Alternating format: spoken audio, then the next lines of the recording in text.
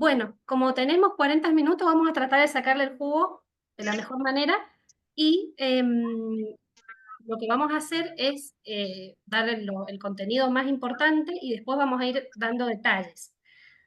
Por supuesto, tenemos 15 minutos de preguntas al final y la idea es que si hay alguna, llegar a ver, esto es una excepción, o alguna pregunta interesante, en el medio hay una opción para levantar la mano o el chat. Lo más fácil sería dejarlo en el chat, lo escriben y después lo leemos. Porque también por ahí si yo me interrumpo me distraigo y se pierde el hilo, simplemente para organizarnos.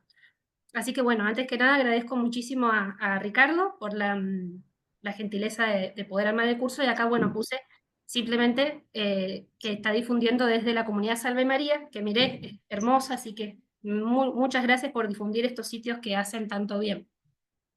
Así que bueno, vamos a ir de lleno, a ver si esto me permite, voy directamente al PowerPoint, acá. Eh, Esto ahí está mejor para que yo pueda poner, presentar la diapositiva, ¿sí? Y si algo no se entiende, por favor, si no se me escucha o algo, me van avisando. Bueno, saludo y bienvenida, ya hemos pasado, las aclaraciones ya los hicimos, y vamos a meternos en un tema muy interesante, vamos a abordarlo, que antes que saber qué es la literatura católica, debemos definir qué es el arte en un mundo lleno de relativismo o que ha apostatado, si se quiere, incluso el cristianismo, frente al relativismo, como decía Benedicto XVI. Entonces, todas las palabras significan lo que cada uno quiera, ¿no? No hay más que ir a un museo y uno puede encontrar una heladera, y eso es arte, de repente, una heladera con tal y tal cosa, ¿no? Fíjense también qué actual que es. De modo tal que lo primero es definir qué es el arte, y acá nos vamos a ir, en primer lugar, a los clásicos, que decía Aristóteles, los clásicos, y vamos a tomar un poquito de Maritain, de arte y escolástica, apenas, porque es muy claro en este apartado. Vale la pena también aclarar que Maritain tiene, como filósofo, dos etapas. Una etapa muy buena en cuanto a doctrina tomista, porque es un tomista, pero la otra etapa ya, creo yo que fue en los últimos años de su vida, su pensamiento se inclina más al liberalismo. Entonces todo eso no lo vamos a tocar, nosotros vamos a quedarnos con las nociones de arte que son eh, muy claras, excelentes, y bueno, ahí en eso vamos a estar. Entonces, la literatura es parte de las bellas artes, por eso es necesario ver. Y antes de hablar de arte tenemos que hablar de cultura, así que ustedes verán que esto es como un embudo, o una especie de abanico en el que confluyen varios conceptos. Se van a dar cuenta, y esto es otra aclaración muy importante, que acá tenemos nociones importantes, objetivas, que no cambian, como decía Santo Tomás de Aquino, de lo que es la verdad, pero hay ciertas nociones que tienen una flexibilidad, que entran en el terreno de los grises, pero simplemente porque el arte se dirige a la persona. Entonces vamos a ver algunos grises más allá de ciertas definiciones que son absolutamente claras y que uno se puede guiar por los tomistas, por Santo Tomás, por los escolásticos, y hay absoluta claridad. Dicha esta aclaración, entonces vemos lo que es el arte, y después vamos a ver lo que es la belleza, el concepto de belleza, cualidades de lo bello, y acá vamos a entrar en lo que proponíamos en el flyer, que es educar en la sensibilidad. Porque estamos hablando de una literatura católica, entonces es importante saber qué leer y qué no leer. Pero en lugar de hacer una lista mágica que no existe, no existe una lista, yo leo esto y ya está, y no leo esto y ya está, vamos a dar criterios. ¿Qué criterio tengo que tener como mamá, como papá, como profesor, como incluso como sacerdote? Si me preguntan, ¿este libro es bueno? ¿Puedo leerlo, no? Bueno, ¿qué criterio tener? Listas hay varias y ustedes las pueden consultar. Eh, Se han armado muchas en los blogs. Por ejemplo, las listas de Miguel San Martín Fenollera, que tiene una trayectoria enorme, mucha experiencia. Pero en lugar de eso, vamos a tratar de dar algunos criterios, sobre todo para los papás e incluso para alguien que le gusta leer literatura y justamente educar la imaginación, la fantasía, lo afectivo, toda la persona, porque somos una unidad. Y después nos vamos a las conclusiones, así que Dios mediante este sería nuestro orden. Nos vamos a lo que es la palabra cultura. Acá yo voy a citar a la doctora Pinchiroli. Van a ver que yo voy a estar citando varios profesores, porque somos enanos en hombros de gigantes, como decía, creo que era Bernardino de Chartres, si no me equivoco. Bueno, a ella, la doctora Calderón, Mariana Calderón, la profesora Cristina Salatino en Subiría, etc. ¿Sí? Y obviamente lo que uno ha ido aprendiendo con los años. La cultura es la labor de la inteligencia en orden a la perfección de esa inteligencia. Es una labor. Vieron que hoy en día se habla mucho de trabajo, trabajo, pero en realidad, si uno se va a la historia de la civilización, la primera palabra fue labor, trabajar. El primer trabajo es en la tierra, o sea, sí, en la tierra, ya sea el cultivo o los campos, ya vemos las ovejas, ganado. Y en realidad toda palabra tiene una etimología, está arraigada en cierto sentido. Entonces, cultura viene, como dice Piper y otros, de culto, cultivar, ¿sí? Esa es la primera acepción, cultivar. Y acá, ¿por qué digo que hay algunas tergiversaciones actuales? Porque hoy en día se habla de cultura pop, cultura popular, cultura rock, bla, bla, bla, y de repente uno les comenta una situación, hay un graffiti, y yo puedo ir a algún instituto y me dicen, bueno, eso es una cultura popular, eso es arte, ese graffiti que uno puso, no sé, vivan los pepitos de ese grupo de música. Y eso ya es cultura, ¿no? Entonces, ojo, porque la cultura, como dice la profe Liliana Pinchiroli, aspira a perfeccionar la inteligencia y se dirige al bien, la verdad y la belleza.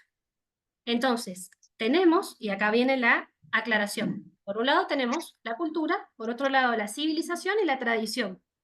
Son tres conceptos totalmente vinculados, que casi no se los puede separar, de los cuales nace el arte, en los cuales nace el arte. Entonces, como siempre sucede en estas cosas, uno analiza y explica simplemente con fines didácticos, pero después todo está junto, porque el hombre es así, el hombre es una unidad.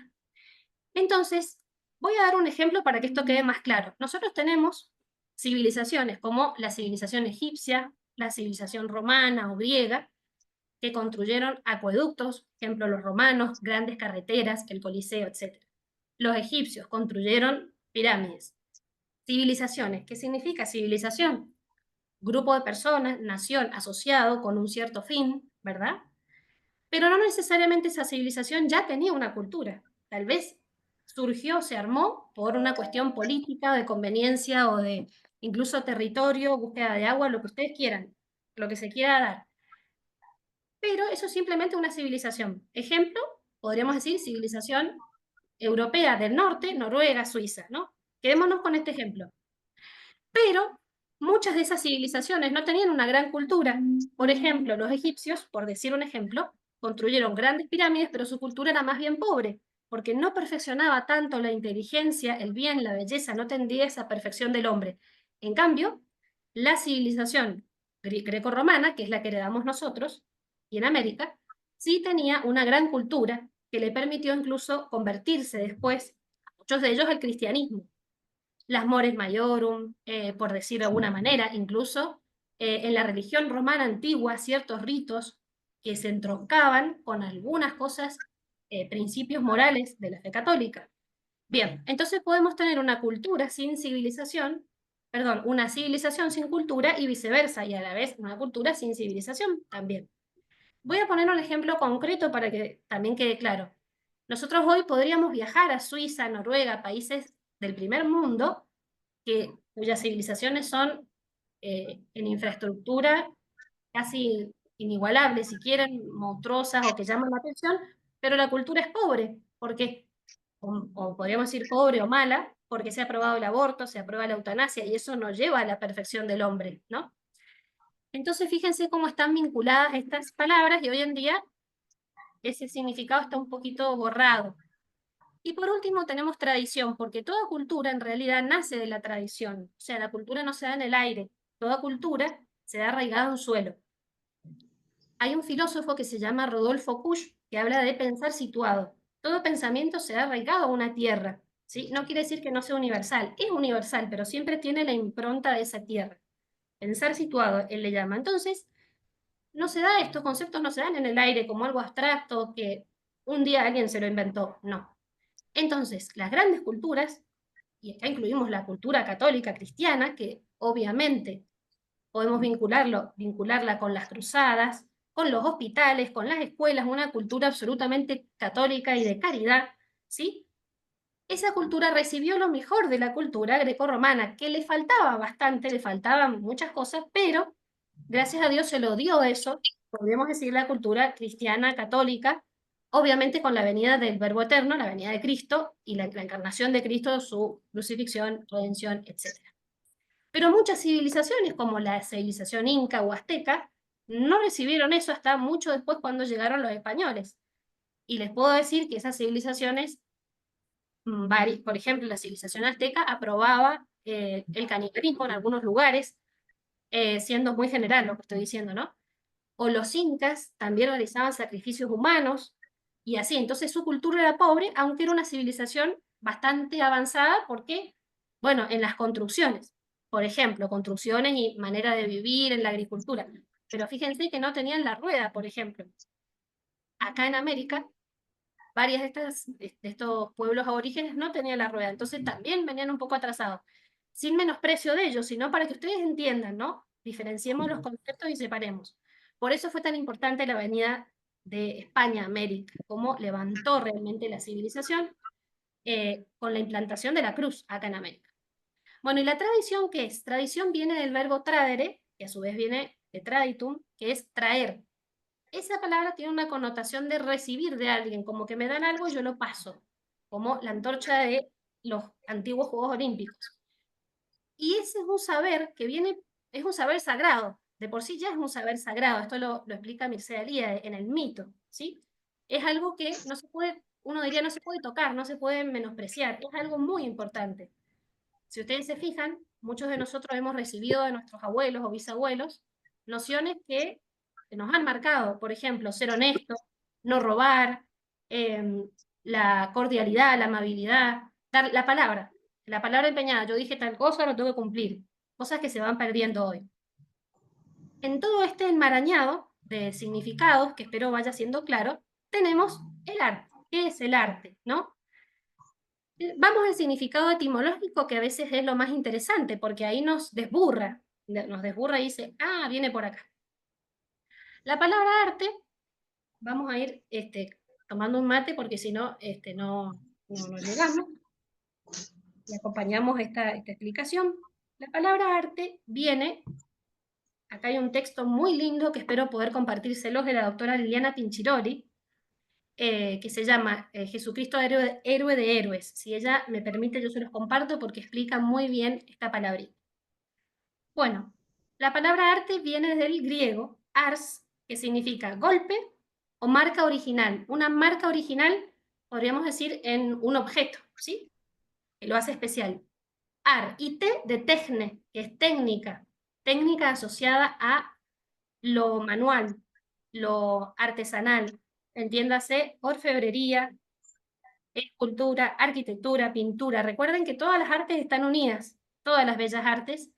Tal vez nuestro siglo XX y del siglo XVIII en adelante las ha separado demasiado, pero siempre todas han tenido un intercambio, un diálogo interesantísimo. Siempre se las separa, pero bueno, es a fin de estudiar cada una en particular, pero la pintura le debe la literatura y viceversa, ¿sí? ¿Por qué entonces tenemos la marca original y la técnica? Porque el arte justamente tiene técnica y tiene que ser algo original. O sea, el arte es la expresión de la belleza, ya sea por medio de la pintura, por medio, que es una técnica, la escultura, la danza clásica, la música, que es una de las artes más elevadas, y me estoy olvidando otras, pero bueno, la arquitectura.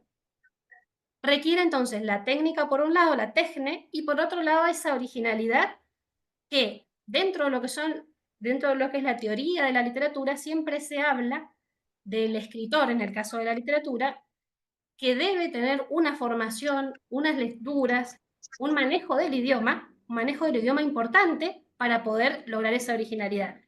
Esa originalidad no quiere decir ser excéntrico, y como les decía en el ejemplo anterior, voy a poner una heladera. Bueno, eso ya sería digamos, en escultura, para yo tener fama en el Museo de Arte Moderno y que me vengan a ver. No, no, no. Esa originalidad es volver a los orígenes, ¿sí? El tema que yo siempre nombro vanguardias y todo este arte moderno, siempre lo nombro porque el contraste nos ayuda a entender, decir, ah, pero la palabra significa esto, ¿no? Ya vamos a volver a eso un poquito más adelante. Entonces, más o menos queda claro el significado etimológico de arte, técnica y marca original. Bien. Ahora nos metemos un poquito en la cuestión filosófica. Yo no quiero ser muy incisiva porque vieron que si uno se mete con términos filosóficos, por ahí se enreda. Así que lo básico que yo he aprendido, y después los remito a Maritain para que ustedes contrasten, amplíen, a que les guste la filosofía. Pero lo vamos a hacer muy simple porque, ya les digo, esto es algo que aprendí de las profesoras, y Maritain, lo que he leído, que son extractos, todavía no terminó de leer Arte y Escolástica, que es larguito. Pero los primeros capítulos, que es lo que tengo leído, lo primero y segundo, son muy claros. Se nota que es un tomista, ¿no?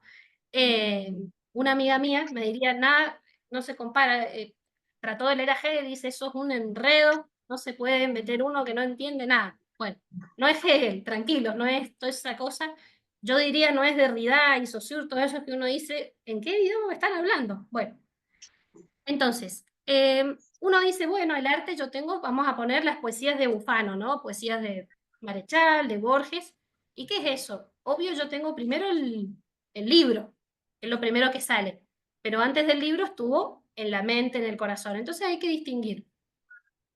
Por un lado tenemos el objeto físico, obviamente, libro, etcétera, que es el resultado, la consecuencia de otra cosa que es la literatura. Fíjense que nosotros empezamos a hablar de literatura recién después del siglo XVIII. Antes se hablaba nada más de poesía, poesía, poesía, poesía. Yo creo que es después de la imprenta, ahí cuando recién se empieza a hablar de letra escrita y después literatura. Hay que hacer un rastreo etimológico ahí, filológico. Ustedes se pueden meter en la RAE y hay diccionarios de historia de las palabras. Entonces ahí pueden buscar literatura y les va a decir. No recuerdo si es el de Covarrubias o cuál, pero está la historia de las palabras y dice con lujo de detalles. Bueno, volviendo entonces al tema, si la literatura es parte del arte, podríamos decir que es un ente de razón, porque no existe en lo concreto. O sea, es algo que existe, pero de alguna manera la razón o la persona, el receptor, lo recibe en su razón y obviamente con todos los sentidos. Me refiero a gusto, tacto, oído, o sea, se involucra a toda la persona, no es nada más la razón, pero para darle un significado tomista. Otra profe lo llamaba un trascendental concreto. Acuérdense que estamos usando estas palabras en un sentido elástico, para darle un significado. No venga un filósofo, por favor, a cortarme la cabeza y decirme, no, un pecado mortal. No, no, no, es para poder darle un significado, ¿sí? ¿Estamos de acuerdo? Bueno, entonces, eso sería un trascendental concreto. Lo que dice Maritain básicamente es que el arte entra dentro de lo práctico, no del orden especulativo, sino del orden práctico, porque es algo que yo vivo. Como decía una profesora nuestra de la facultad, la profesora Sogby, la literatura se escribe con palabras, pero se hace con la vida. ¿Sí? Vuelvo a decir, la literatura se escribe con palabras, pero se hace con la vida. Está íntimamente vinculado a la vida. Entonces, si bien yo, obviamente, cualquier lector lo recibe, lo entiende, lo disfruta, lo imagina, ¿sí? Está vinculado al orden práctico. Lo vamos a dejar ahí, ¿sí? Enseguida volvemos. Lo dejamos un poquito en suspenso para no confundir y nos vamos a lo más práctico.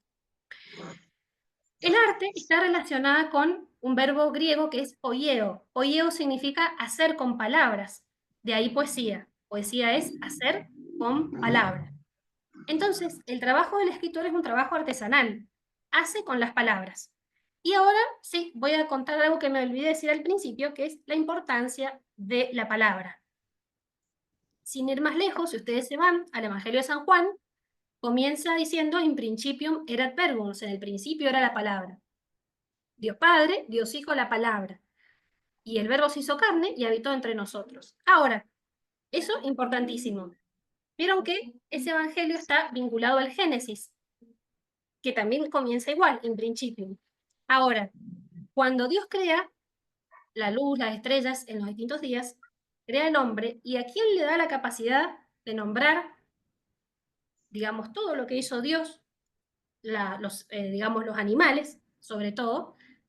Ahora sí no me acuerdo si los árboles, pero específicamente tiene que darle nombre a los animales Adán. Adán es el encargado de darle nombre a los animales. Y acá hay un tema que uno suele confundirse mucho, y sobre todo hoy en día, yo lo digo por experiencia. Cuando uno va a estudiar literatura, siempre te dicen, ¿para qué sirve el idioma, la lengua? Para comunicarse, lo primero, comunicación. Y en realidad, la palabra, su primer objetivo es nombrar, nombrar. Y claro, uno, como estudiante, dice, ah, sí, para comunicarse, porque es lo más funcional. Pero la palabra primero nombra. Si no hay palabra que nombre algo, obviamente después no vamos a poder reconocerlo y demás. Entonces, fíjense cómo el sentido metafísico de la palabra se ha perdido. La primera función de la palabra del idioma es nombrar, y se la dio Dios a Adán. Y hago un pequeño paréntesis, muy cortito, no sé cómo estamos de tiempo, voy a fijarme para no... Bueno, lo voy a decir rapidito. Ciertos estudios de la semiótica separaron el significado del significante, o sea, yo a este mate le puedo decir si yo quiero libro, es una cuestión arbitraria. Fíjense, esto vino de la mano con corrientes filosóficas idealistas. Ahí ya se quiso romper la unidad de la palabra. ¿Para qué? Para que yo pueda inventarme palabras y que la palabra signifique lo que yo quiera, no lo que dice la realidad. La palabra debe decir lo que la realidad es. Un ejemplo muy concreto, para que ustedes vean que el lenguaje es motivado, yo digo cacareo. ¿Por qué cacareo? Porque es lo más similar al ruido que hace la gallina. Toda palabra tiene esa unión, ¿verdad? Eso es lo que los estudios literarios más modernos han querido romper. Y por eso la palabra se vuelve como una moneda de cambio que cambia de significado según me gusta. Y ahora volvamos a lo más importante, hacer con palabras. Aristóteles va a decir que la poesía, quedémonos con la poesía, poesía parte de la literatura, recuerden, literatura y tenemos grandes géneros literarios, la poesía, género de la poesía, el teatro y la comedia, eso en Aristóteles. Luego van surgiendo muchos más, porque acá va de la mano de la libertad del autor y lo que va surgiendo a medida que la sociedad va cambiando. Bueno, la clasificación es la diferencia, no la vamos a ver porque si no, no llegamos, así que cualquier cosita lo digo en las preguntas. Pero fíjense, algo muy, muy importante que me encantaría que quede muy claro, es que Aristóteles dice que la poesía trata de imitar, la poesía, el arte imita la realidad. Volvemos al Génesis. El hombre cuando hace poesía imita a Dios. ¿Sí? Al alimentarme un cuento, una poesía, simplemente estoy imitando lo que hace Dios al crear, pero creo con palabras. Entonces soy un subcreador, si se quiere, no es así textual, pero por decir una palabra, un artesano que creo con palabras, ¿sí? Por eso es tan importante la función del poeta y muchas veces se la aplastan. Y claro, las grandes revoluciones de quién se agarran los artistas, los músicos, los poetas para insuflar nuevas ideas que envenenen a la gente. Pero en la cristiandad no era así. Los grandes poetas como San Bernardo y otros insuflaban la verdad. Entonces sí podemos hablar de una literatura católica. ¿Por qué? Fíjense, porque la literatura católica nace en los monasterios. Ya podríamos decir que, si ustedes quieren, haciendo una hipótesis, Cristo fue un gran poeta. Cristo con las parábolas, todo lo que hizo fue poesía, para enseñar justamente. Toda esa riqueza que obviamente quedó en la oralidad, acuérdense, en los meturgemanes y demás, que repetían lo que Cristo decía, por suerte se pasó a la escritura, recuerden, los cuatro evangelios se copiaron en griego y demás. Bueno, con el paso del tiempo, la iglesia fue conservando eso como un tesoro enorme y fue quedando todo en los monasterios, hablando de los monasterios sobre todo en Europa, ¿no? La Europa cristiana, la cristiandad. En San Benito, sobre todo con la fundación de los monasterios, alentó un trabajo de copiado de esos manuscritos enorme. Y muchos dicen, muchos autores, que fue el responsable, o gracias a él se salvó la cultura occidental. Todos esos manuscritos que iban desde padres de la, o sea, sí, padres de la iglesia, hasta textos sagrados, la Sagrada Escritura, hasta textos de Virgilio, Homero, todos los autores paganos, que obviamente tenían una riqueza enorme, ¿sí? Los monasterios fueron grandes centros culturales en la cristiandad. Cuando un monje quería entrar a un monasterio tenía que saber leer y escribir y comprender, y si no, no entraba. ¿Qué tenía que hacer? Irse a una escuela catedralicia, aprender a leer y escribir, o con un abad lo aprendía, pero sí o sí tenía que saber leer y escribir. Ese trabajo que hacían los monjes a la luz de una vela, y copiaban, incluso algunos dicen que quedaban, cuando iban copiando y se cansaban, a veces al margen ponían, estoy cansado, se me termina la vela, como algo cómico lo cuento, ese trabajo enorme creería yo que salvó la cultura occidental de los bárbaros, la invasión de los bárbaros que vino luego.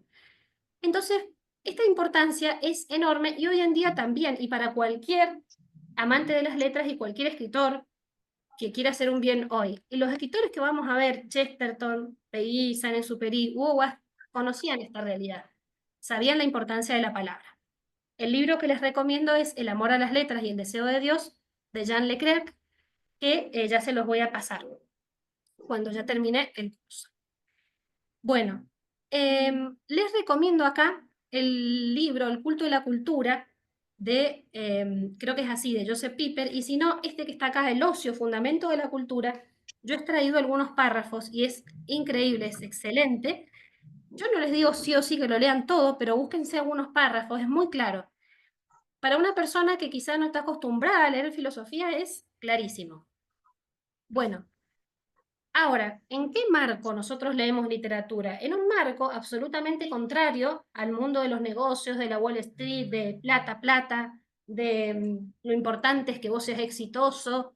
Vieron que hay muchos coaches de moda que dicen, vos podés ahora y hacerte rico en 5 días, y si no te haces rico en 5, te haces en 2. Bueno, estoy exagerando, pero digo, no es ese mundo que por ahí surge en las redes y que a muchos jóvenes les entusiasma y dice, yo quiero hacer plata ahora y entonces para que se entienda con un ejemplo jocoso, ¿no?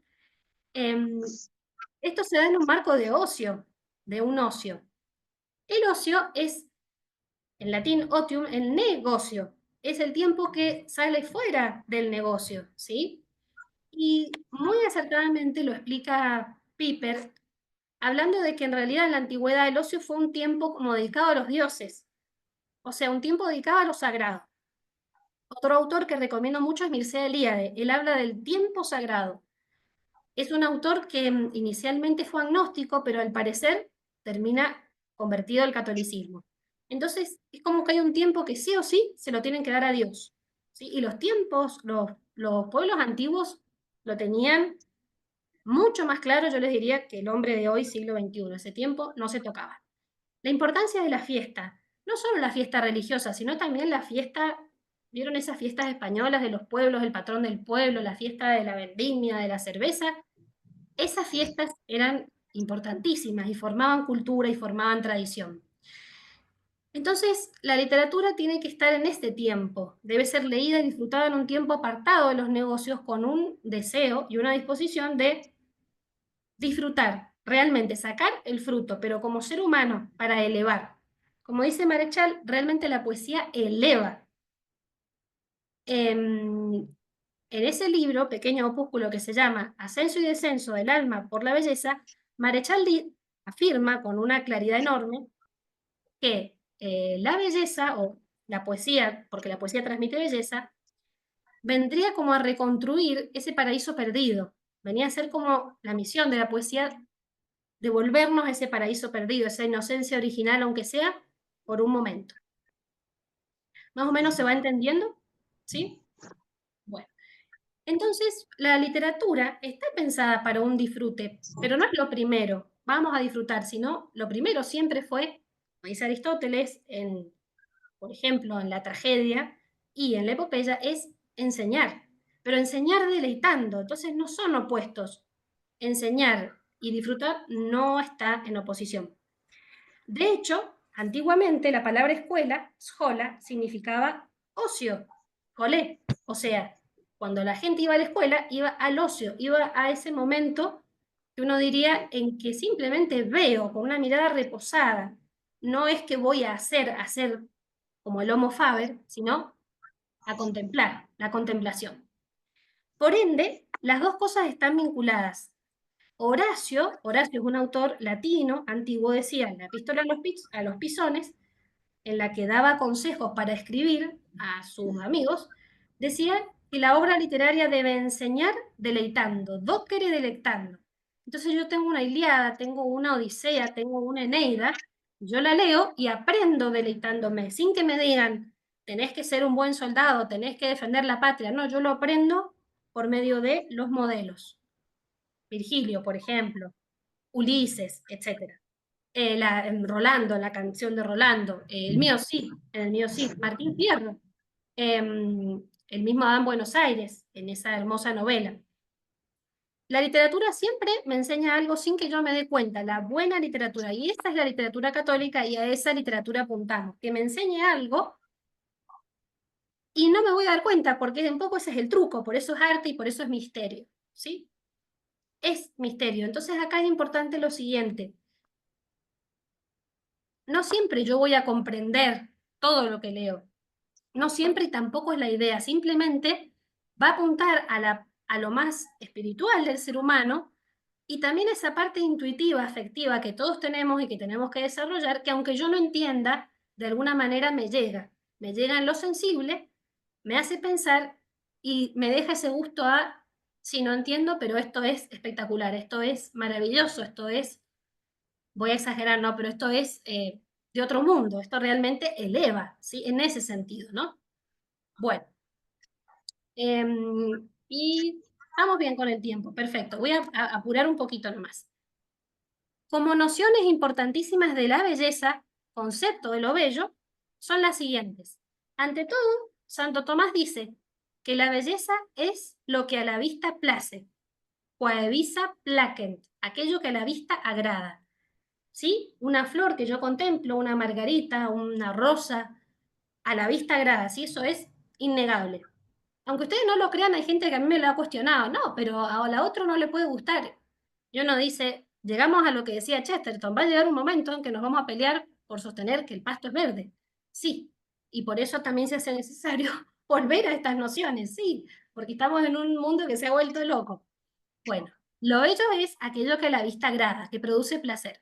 Debe tener proporción, orden y luz. Si alguna vez han mirado una margarita, van a ver la proporción perfecta que tiene. Es increíble. La planta más chuncana que quieran tiene proporción. Proporción geométrica, etc. Esa misma proporción debe tener la obra de arte, debe tener la poesía, la novela, etc. Me voy a lo visual, que por ahí es lo más común. Proporción, entonces, ¿sí? Orden, porque el orden cuida el orden exterior, que cuida, o sea, cuida el orden y el orden te cuidará, así es el lema. Debe tener orden porque también es uno de los trascendentales, la unidad. Si no tiene orden, uno ya a la vista dice, ¿qué es eso? ¿No? Bien. En la poesía, por ejemplo, ese orden se da en la poesía por la métrica, por el ritmo, por la forma poética, si es soneto, si es romance, si es... No es porque hay un hombre que se lo inventó y quiere molestar a la gente, es porque eso es orden y que realmente cuando uno lo lee, lo nota. En la novela también, en la epopeya, etc. Y finalmente tiene que tener luz. Esto es muy fácil de ver en la pintura, obviamente, proporción, orden y luz. O sea, la luz de la pintura la podemos ver, por ejemplo, en un cuadro en que se juega con el claroscuro. La proporción del claro del oscuro, el orden de la pintura, y ahí tenemos un cuadro bello, ¿sí? Todo esto, obviamente, en la obra literaria es un poquito difícil de ver, no es que se pueda esquematizar así, pero yo diría que esa luz es también lo que transmite esa luz, esa esperanza que eleve. Puede tener dolor, muerte y todo, pero el autor debe saber trabajarlo de una manera que transmita esa luz, si no, eh, digamos, va a dejar una sensación de desesperanza terrible. Esto por ahí, sobre esto hay bastante polémica, así que también lo dejo. Yo estoy haciendo una generalización bastante grande, pero bueno, eso se puede desmenuzar. Provoca el goce estético. ¿Qué es el goce estético? A todo esto uno dice, porque se habla un goce estético. Si ustedes alguna vez han tenido la experiencia de ver un atardecer, uno no es que se sienta a ver el atardecer y dice, ahora voy a tener un goce estético, quiéralo o no. No, eso viene, es algo dado. Eso Piper también lo explica. La belleza es algo a lo cual uno no se puede sustraer, ¿sí? Por ende, ese goce estético se va a dirigir a toda la persona, a la vista, al olfato, al gusto, al oído, a todos los sentidos exteriores e interiores, al corazón, toda la persona entera, y la inteligencia y la voluntad sobre todo. Es como un camino descendente, va de lo más sensible hasta lo más alto. Ese es el camino que hace la literatura y por eso es tan importante hoy en día, como un medio para educar, educar de una manera agradable, ¿sí? Ese gozo estético va, eso sería en palabras de Piper, va a producir como una exultación, un entusiasmo, un estar fuera de sí, pero en un sentido de alegría, no es que uno se va a volver loco y va a empezar a saltar por la vida, así por las montañas, sino que realmente eleva el alma y por eso hay una emoción. Por eso mucha gente cuando escucha una obra musical se conmueve hasta las lágrimas, o veo una comedia y me río, me mato a las carcajadas. Eso es también disfrutar el goce estético. Y ahí vamos a llegar al tema de educar la sensibilidad. Bueno, pero un detalle importante. El arte es imitación, dijimos recién. Pero Aristóteles dice muy bien que se piensa para el hombre libre. Acuérdense que estamos hablando de antes de Cristo, pero hoy en día nos sirve mucho. ¿Qué significa esto de el hombre libre? ¿A qué se refería Aristóteles? Por lo menos, no con todo el arte, perdón, acá hay un error, ya lo voy a corregir. Sobre todo la epopeya y la tragedia para el hombre libre. La comedia no, dice para el hombre común. Ya lo voy a corregir. Pero simplemente aclarar esto. El hombre libre es aquel que se ha formado su inteligencia, que aspira a lo noble y que en la antigüedad por lo general se dedicaba al gobierno civil o político. Entonces la epopeya, por ejemplo, se pensaba para formar el príncipe. Un príncipe debía haber leído Ilíada, Odisea, como les decía, algunos cantos de, por ejemplo, de las historias del rey Arturo, el cantar de los Nibelungos en Alemania, bueno, la epopeya en general. Era muy importante para formar ese guerrero. Si no, el guerrero no sabía que tenía que saber dar su vida por su patria. Entonces tenía que formarse con modelos. Obviamente, empezaron después a haber modelos cristianos. Por ejemplo, Roland, o Roland en la chanson de Roland, ya es un héroe cristiano. No obstante, tiene sus debilidades. Yo les invito a que lo lean, esa epopeya, la chanson de Roland, porque se ve sus debilidades, pero igualmente aparece Carlomagno y demás, entonces hay un modelo a seguir. ¿Por qué? Porque el héroe no es un santo, eso hay que tenerlo muy claro. El noble, este hombre libre, se formaba con hombres que no eran santos, pero obviamente que aspiraban a la santidad, pero ninguno era un santo. Eso también venía bien para que si en el camino cometía errores, ya sabía que los otros lo habían hecho y que tenía que levantarse, ¿no? Diciéndolo un poquito en criollo. ¿Vamos bien hasta acá? Perfecto. Bueno, vamos a hablar un poquito ahora, esta parte es importante hoy, sobre todo para los educadores, educar en la realidad. Apenas lo que dice esta autora, Catherine Lecuyer, educar en la realidad. Sé que tiene otro libro que se llama Educar en el asombro, son varios. Pueden buscarla ella en el sitio web si quieren consultarla, ver sus conferencias. Es muy interesante y muy acertada. Educar en la realidad. ¿Qué es la sensibilidad? Lamentablemente, hoy esa palabra tiene muy mala prensa y hoy en día se dice sensibilicémonos por cualquier cosa. Entonces, ¿a qué se refiere esta autora, que tiene una formación realista, filosófica realista? ¿Qué es la sensibilidad? ¿Qué aspectos abarca? ¿Cómo educarla en el varón y la mujer? Algunos consejitos. Miren, voy a leer textual porque es absolutamente claro. Dice, la sensibilidad podría definirse como la capacidad no solo de percibir una cosa a través de los sentidos, sino también de sintonizar con la belleza que existe en tal cosa. De la misma forma que una persona necesita sintonizar con unas ondas para poder captar las señales de una cadena de radio, el proceso de sintonía del niño con la belleza se hace a través de la sensibilidad. Es una especie de atención enfocada o de empatía, si se quiere, de empatía con la realidad que permite al niño sentir la belleza que lo rodea. Es claro, ¿no? ¿Verdad? Se entiende. La sensibilidad permite sentir, esto a través, acuérdense, de los sentidos externos, que luego pasan a los sentidos internos, cogitativa, imaginación, fantasía, etcétera, las demás. La sensibilidad permite sentir, disfrutar de las cosas pequeñas, pero por muy insignificantes que parezcan. La felicidad se encuentra en lo pequeño, y quien haya perdido la capacidad de percibir y de agradecer el esplendor de la realidad en las cosas diminutas, no la encontrará nunca en las cosas grandes. Fíjense qué importante esto. Vuelvo a leerlo.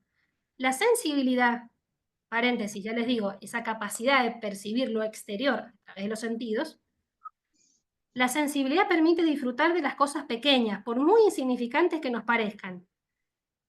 La sensibilidad. La felicidad se encuentra en lo pequeño y quien haya perdido la capacidad de percibir y de agradecer el esplendor de la realidad en las cosas diminutas, no la encontrará nunca en las grandes. Tal vez el gran problema de hoy es que muchos adolescentes, muchos jóvenes, incluso muchos adultos, entre los que nos podemos incluir, nos puede pasar, hemos perdido esa capacidad de asombro ante lo pequeño, ¿sí? Bueno, acá habla de la mala prensa que tiene, la sensibilidad y demás, y después va a dar algunos, perdón, no es cierto, no es que da consejos porque después va a hablar del sufrimiento, así que ya hay mucha tela para cortar, pero sí explica un poquito por qué tiene tanta mala prensa y da alguna conclusión de qué se podría hacer, una pequeñita conclusión, pero no es que se extienda muchísimo en el tema. Bueno, se entiende, ¿no? ¿Vamos bien? Perfecto. Ahora, los aspectos que abarca la sensibilidad, como les decía recién, a mi juicio serían educar justamente la educación de los sentidos, gusto, olfato, vista, oído, pero también los internos, y acá es donde cala la literatura, la imaginación, la fantasía, eh, y todo esto está unido con ese como, si se quiere, órgano cuasi espiritual, si se me permite la expresión, con fines totalmente didácticos. Por ahí pasa el corazón que une lo espiritual con lo material, o sea, lo que yo veo por los sentidos físicos con lo que intelectualmente voy moldeando, simplemente para que se pueda entender, ¿no? Entonces vamos ahora, esto lo voy a saltear porque no vamos a llegar, lo explico después, vamos a esta parte que me parece que les podía interesar sobre todo a los papás. ¿Cómo se educa la sensibilidad? Justamente si educamos a través de las lecturas, que van a hacer mucho bien porque van a educar esa imaginación, el niño va a estar acostumbrado a ver, a compartir, mientras lee sus libros, historias muy buenas para la imaginación. Se va a imaginar la comarca donde vivía Frodo, se va a imaginar el campo extenso donde estaba este gauchito de Don Segundo Sombra, la pampa enorme de Martín Fierro, hasta las novelas de Hugo Guas con las mujeres lavando en el río, o hasta las más recientes, esta novela de Aldous Huxley, em, se me olvidó el nombre, bueno, una que es apocalíptica, que es genial, Un Mundo Feliz, hasta se va a imaginar ese terror de un mundo dominado por eh, obviamente un gobierno externo en donde cada uno es un títere, pero eso se lo va a poder imaginar y relacionar con la realidad. ¿Qué hay que tener en cuenta? ¿Qué hay que tener en cuenta? Así voy cerrando, porque ya nos quedan los minutitos de las preguntas. La edad y la madurez de los hijos, el temperamento. Por lo general, si ustedes tienen un hijo de temperamento muy impresionable, hay que ir de a poco, hay que mostrarle cosas muy sencillas. Gustos en general. Si al niño le gustan las aventuras, denle aventuras. Stevenson, Robert Louis Stevenson de La Isla del Tesoro, historietas, Asterix y Obelix y demás. ¿A quién admira? ¿Qué le preocupa? Denle para mirar héroes. Héroes ya sea pequeños de las novelas, que hay muchísimos, o héroes grandes de las epopeyas. ¿A quién quiere imitar? Vidas de Santos, seguro, Vidas de Santos, Luis de Wall, entre otros muchos, que lo consuela o lo pone alegre. Yo recomiendo mucho el libro El viento en los sauces para los niños, pero también para no solo los niños de 7, 8, sino también para los que están en transición, 13 años, 12, es precioso. Yo lo he leído de grande, me encantó. Hay que tener alma de niño, eso es re importante, siempre a leer alma de niño. Si le gusta la aventura o más bien resolver misterios, denle Sherlock Holmes, Agatha Christie, novelas policiales, Padre Castellani, eso es interesantísimo. Si tiene paciencia, denle también libros largos como El Señor de los Anillos, con muchas descripciones, novelas de Hugo Guas. Si le gusta lo local, por ejemplo, este autor correntino, Bermiro de Ayala Gauna, tiene unos cuentos con descripciones de corrientes hermosas. O prefiere imaginar entornos extranjeros, bueno, hay autores extranjeros como Oscar Wilde, Charles Dickens, que describen mucho los lugares donde ellos vivían, Inglaterra o Víctor Hugo, Francia. Bueno, si es capaz de penetrar problemas complejos y darse cuenta que hay mucho más allá de lo que se ve, denle novelas así como las que les decía, del tipo novela apocalíptica, hay muchas. Este autor que escribió La Última Escapada, se me olvidó el nombre, es canadiense, excelente. Si le gustan las historietas, los dibujos, hay muchísimas. Tintín, por ejemplo, Asterix y Obelix. Argentinas, había historietas muy buenas, yo en este momento no las tengo a mano para recomendarles, pero mi papá siempre dice que había historietas muy, pero muy sanas. Si prefiere el ensayo, denle ensayos de Chesterton, algunos de Castellani, acorde al nivel que tenga de lengua, sí, pero hay ensayos hermosos. Si prefiere el estilo de algún autor, ya le gustó tal autor, bueno, que siga por ahí, ¿no? Si le cansa leer, que empiece de a poquito, con cuentos cortitos, poesías, coplas. ¿Cuánto aguanta leyendo eso relacionado? Y si es sensible, lo mismo que decíamos recién, eso se va educando, pero hay que empezar de a poco. Santo Tomás decía, por los ríos ir al mar. Si es muy sensible, la idea no es que toda la vida sea un manejo de sensibilidad, sino ir de a poquito educando. Pero sí, obviamente va a estar siempre esa base, pero se puede ir educando para generar fortaleza. Bueno, ya estamos fuera de tiempo, pero si quieren, no sé, Ricardo, si te parece Adelante, que cierre con coméntalo. esto, dale. Para los padres, sobre todo, tienen que conocer los autores que le dan a los hijos, buscarse una biografía chiquitita, aunque sea. Si le van a dar a leer un libro nuevo, buscar una reseña, ¿sí? Hay muchos autores del siglo XX para acá que están de moda, pero que no siempre tienen obras buenas, sobre todo para la imaginación de los hijos. Hay algunos que incluso tienen novelas con partes indecentes, entonces hay que tener mucho cuidado. Por eso recomiendo leer reseña de la obra, preguntar a otros papás si ya lo leyeron, si es bueno, ubicar al autor y a la obra en una cosmovisión filosófica. Hay un autor italiano actual que se llama Alessandro D'Avenia, que tiene dos novelas, por lo menos que yo me animo a recomendar, excelentes, que depende también del chico, los gustos, pero para mí son excelentes para cualquier adolescente, muy buenas y con un contenido totalmente, digamos, humanamente sano y moralmente sano.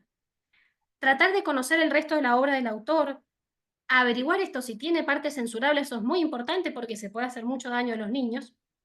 Preguntar, esto ya lo dije, preguntar el parecer de otros padres, si tienen gustos similares a los míos, pero sobre todo por esto de si hay partes censurables o no, porque se juega también el sano espíritu de nuestros hijos.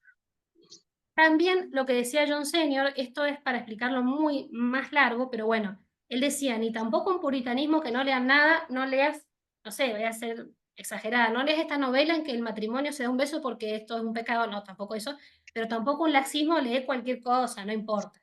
El justo medio, por eso hay que averiguar varias cositas antes.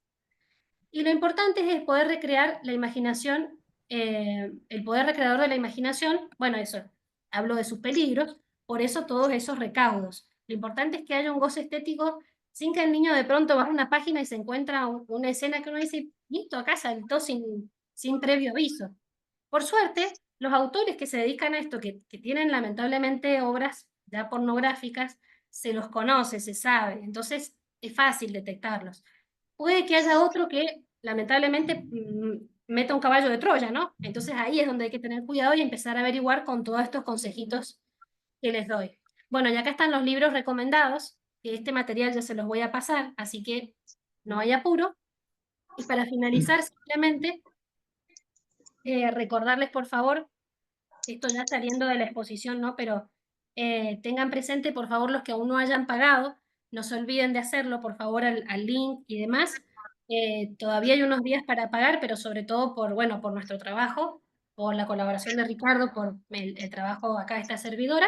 No se olviden de hacerlo y una vez que ya hayan pagado todo, yo les mando todo el material, esa sería la idea. No para presionarlos, sino bueno, por una cuestión de justicia, para pasarles ya el material incluso, perdón, más armado. Bueno, hasta acá llegamos, ahí está la recomendación de libros que recién he nombrado. Muy bien, muchas gracias, Mercedes.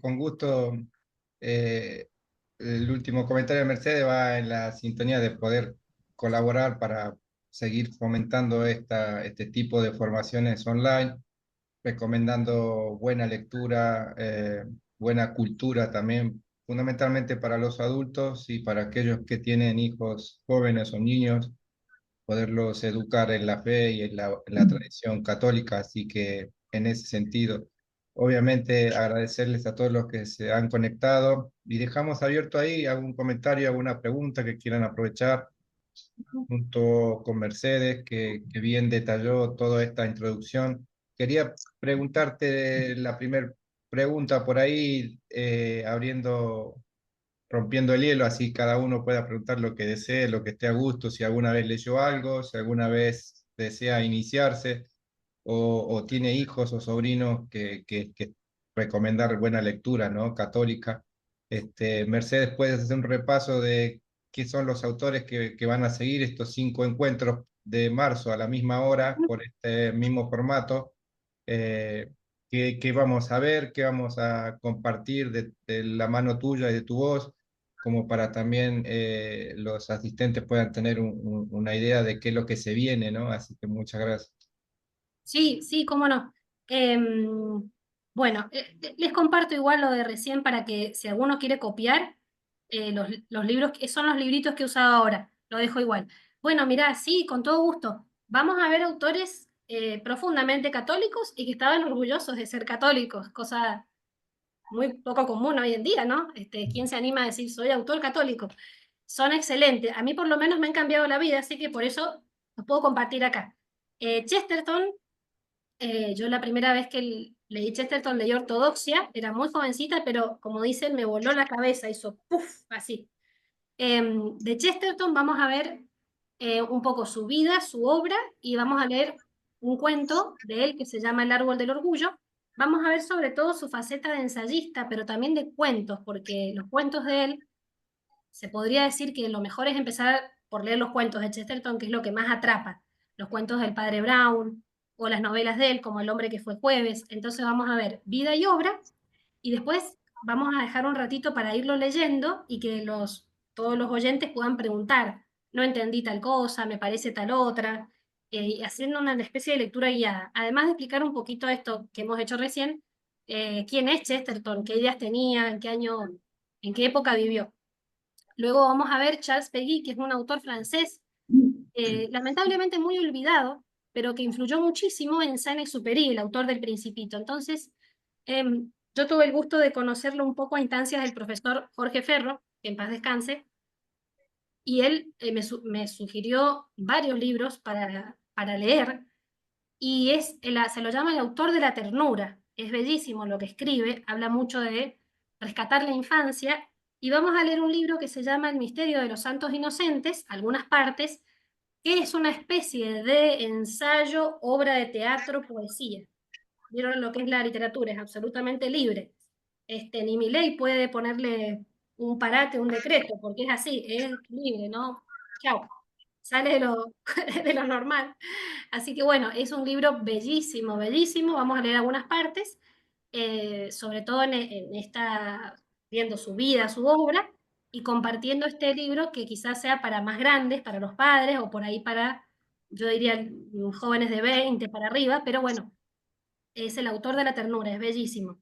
Y luego vamos a ver Saint-Exupéry, un autor muy conocido, obviamente, por El Principito, pero mi idea también es darles un poquito de Ciudadela, es una obra de él poco conocida, y ustedes habrán visto que siempre que se habla de Saint-Exupéry se habla de Principito, y Internet está plagado de frases del Principito, y por ahí se ha creado una imagen muy meliflua, muy no sé cómo decir, muy romanticona de él, pero Saint-Exupéry fue un autor cristiano católico increíble. Entonces vamos a tratar de ver esa faceta que no se conoce mucho y leer algunas partes de Ciudadela y algo del Principito.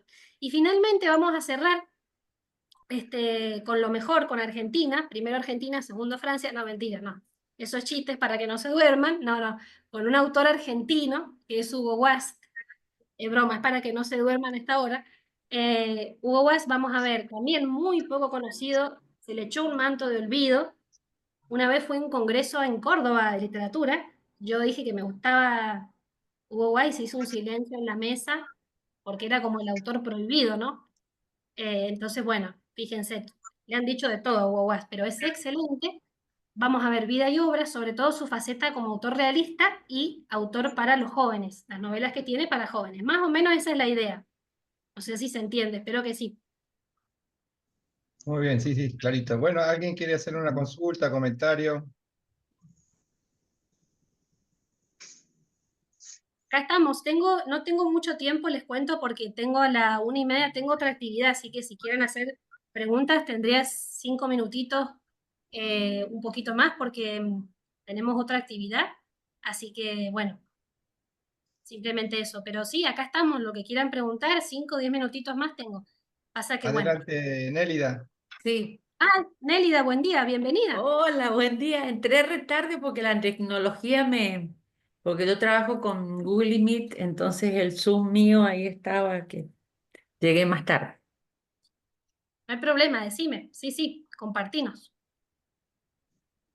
Ay, se cayó el micrófono. Uy, no, no silencies el micrófono, Ahí va, Nelly. ahí va, ahí va. ¿Ahí Bueno, me escuchan? Sí, sí, sí, ahora sí, adelante. dale, dale.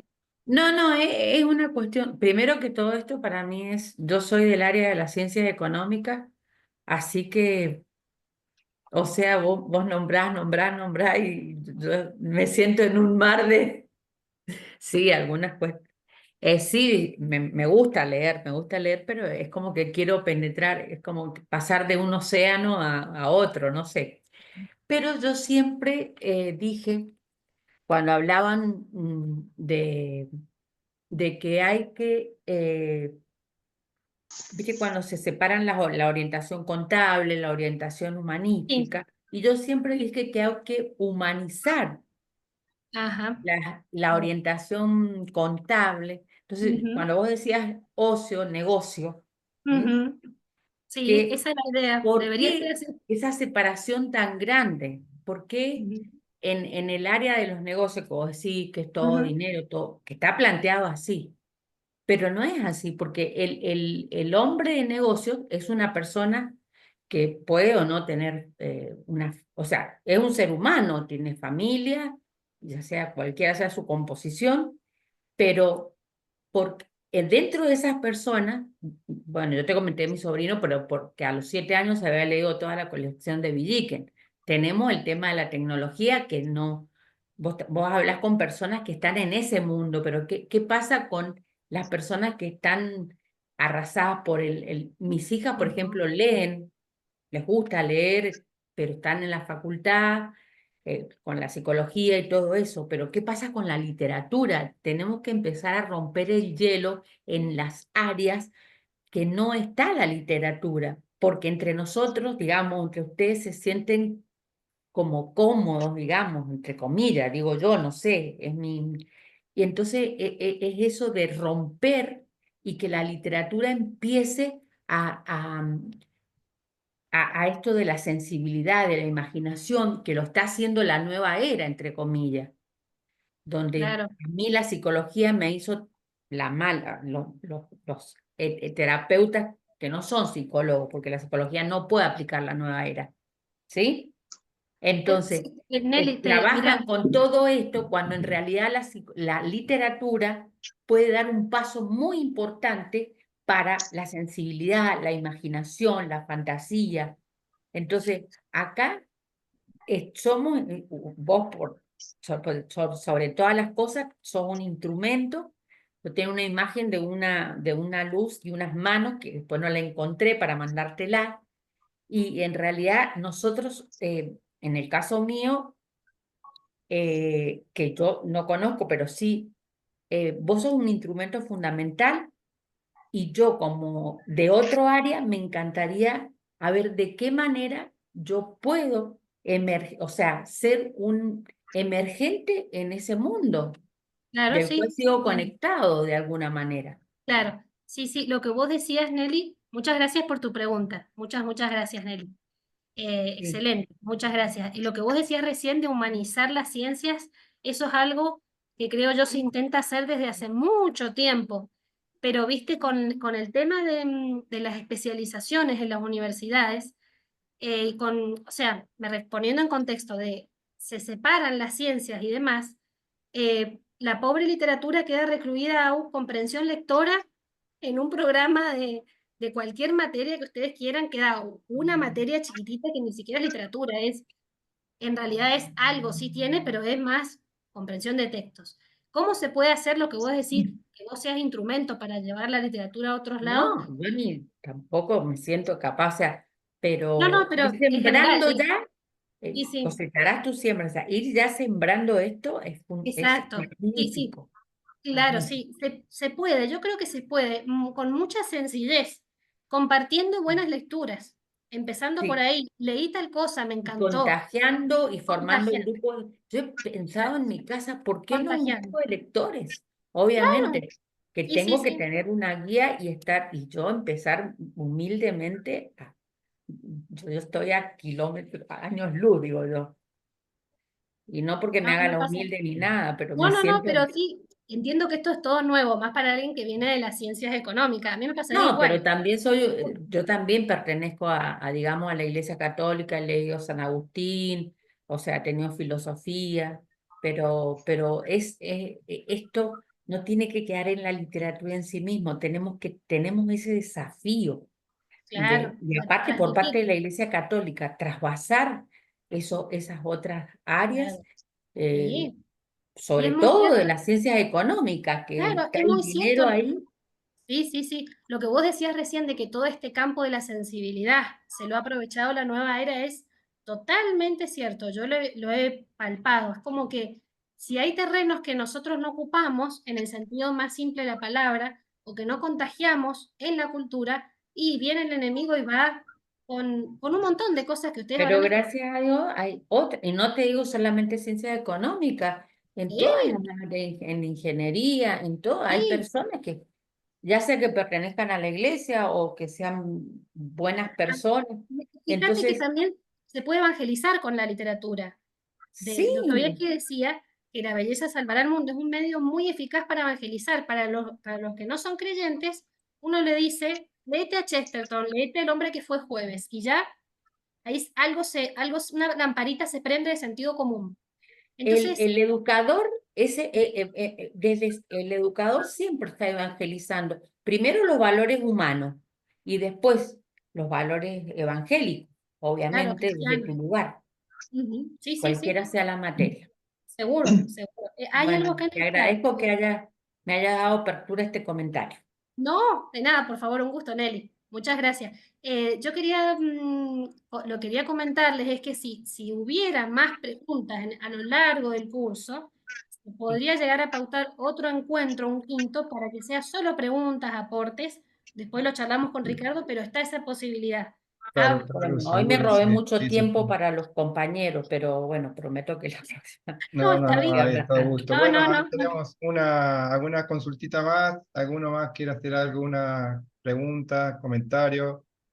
Obviamente la cita, la invitación es a volver a vernos el próximo sábado de nuevo a las 11 durante los 5 sábados de este mes de marzo, acompañándonos acá de Mercedes a cargo de este breve taller, breve curso de literatura católica, al cual obviamente como por ahí sale la necesidad, hace falta después algo más, pero bueno, lo vamos a ir interpretando y junto con ustedes como protagonistas también viendo qué es lo que va surgiendo, pero a hacer un grupo de lectura y todo eso lo podemos implementar y con gusto lo hacemos. Así que, muy bien. ¿Alguno más desea alguna pregunta? Veo conectada a Yanni María, Asunción, Marcela, Roxana, Ana María, Ana Sánchez, Don Miguel. Están ahí.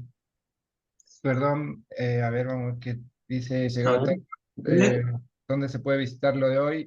Lo vamos a compartir, esta clase y todas las del curso van a quedar grabadas.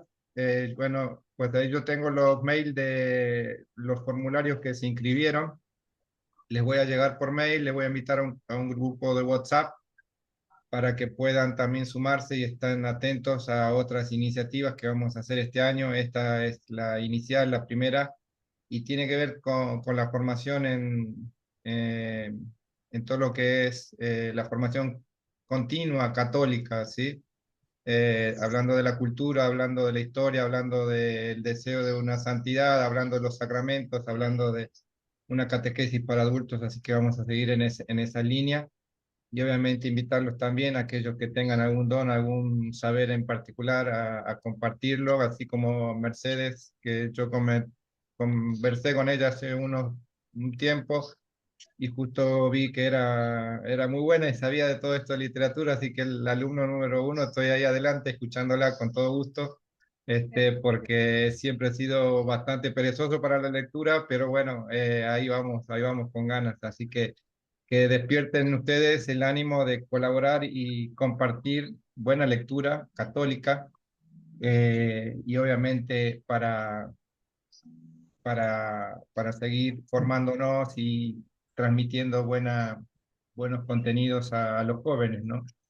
Que muchas veces son los que más perjudicados están siendo en este mundo, que es muy difícil y que trata lo más posible de no hablar de Cristo, de su salvación, ¿no? Así que bueno, un placer.